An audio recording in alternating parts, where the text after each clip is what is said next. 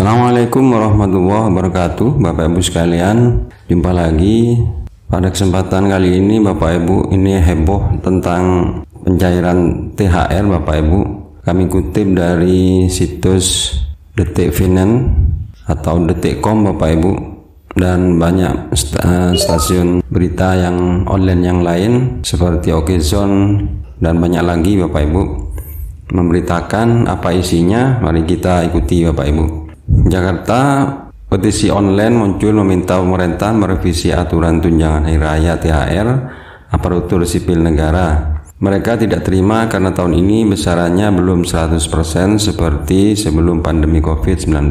Seperti diketahui, komponen THR PNS 2023 terdiri dari tunjangan kinerja hanya 50%. Kemudian ditambah gaji atau pensiunan pokok dan tunjangan yang melekat, yaitu tunjangan keluarga, tunjangan pangan, tunjangan jabatan struktural atau fungsional atau umum. Nah, petisi ini dimulai oleh akun @persada SM809 yang meminta Presiden Joko Widodo merevisi peraturan pemerintah nomor 15 tahun 2023. Sampai pukul 20.30 WIB, petisi itu telah ditandatangani oleh 2.358 akun dan masih akan naik terus jumlahnya. ASN bukan hanya pengabdi bagi negara, tetapi penanggung jawab keluarga. ASN bersuara bukan karena tidak bersyukur dan ingin membangkang kepada pemerintah, tetapi hanya ingin meminta belas kasihan dari penguasa negara ini. Tulis alasannya membuat petisi tersebut. Menurutnya, 3 tahun terakhir ini telah terjadi bentuk pengabdian ASN kepada negara di tengah berbagai cobaan yang menghampiri. Akan tetapi, jerih payahnya dianggap tidak dihargai oleh pemerintah. Kami mohon kepada Bapak Presiden RI Joko Widodo agar bisa merevisi keputusannya terkait besaran THR ASN di tahun 2023 ini. THR ini bukan kami pergunakan untuk berfoya-foya, tapi kami manfaatkan untuk orang tua, istri, anak-anak, dan saudara kami.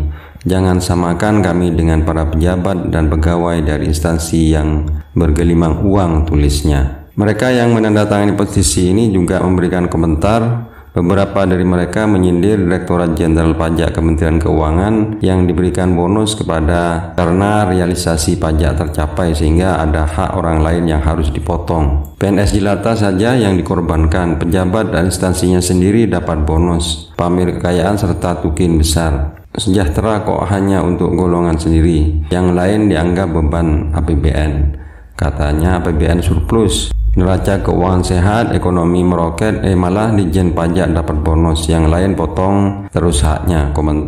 Tulis komentar tersebut. Larangan hidup mewah untuk ASN, hahaha. Bahkan larangan kalian perintah hedon pun kami gak akan sanggup kecuali Kemen Sultan, dan sekarang tukin kami yang gak seberapa itu udah dipotong 50%. Kinerja Menteri terbaik se Asia Pasifik dan jajarannya memang gak perlu diragukan. Wahahaha. Tulis akun bernama Nasib Bukan Kemenku. THR PNS yang tidak cair 100% juga dianggap tidak adil di saat pemerintah melalui Kementerian Ketenagakerjaan meminta pengusaha swasta untuk membayar THR secara full. Pemerintah model apa ini? Swasta diminta bayar penuh sedangkan aparatur pemerintahnya sendiri dipangkas 50%. Gaji tidak pernah naik sedangkan bahan pokok, BPN, dan transportasi meroket naik. Zalim sekali. Nasib kami di daerah yang jauh dari rumah, hanya ingin pulang berkumpul dengan keluarga pupus sudah, ucapnya. Kemudian Kementerian Keuangan menanggapi apa-apa yang ada di berita sebelumnya, Bapak Ibu. Juru bicara Kemenkeu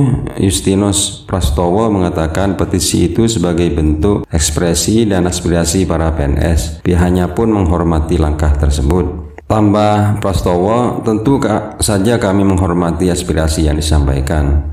Kami dapat memahami itu sebagai ekspresi aspirasi sekaligus optimisme terhadap pemulihan ekonomi. Meski begitu, sebagaimana yang telah disampaikan bahwa pemerintah mengalokasikan THR PNS 2023 dengan anggaran 38,9 triliun.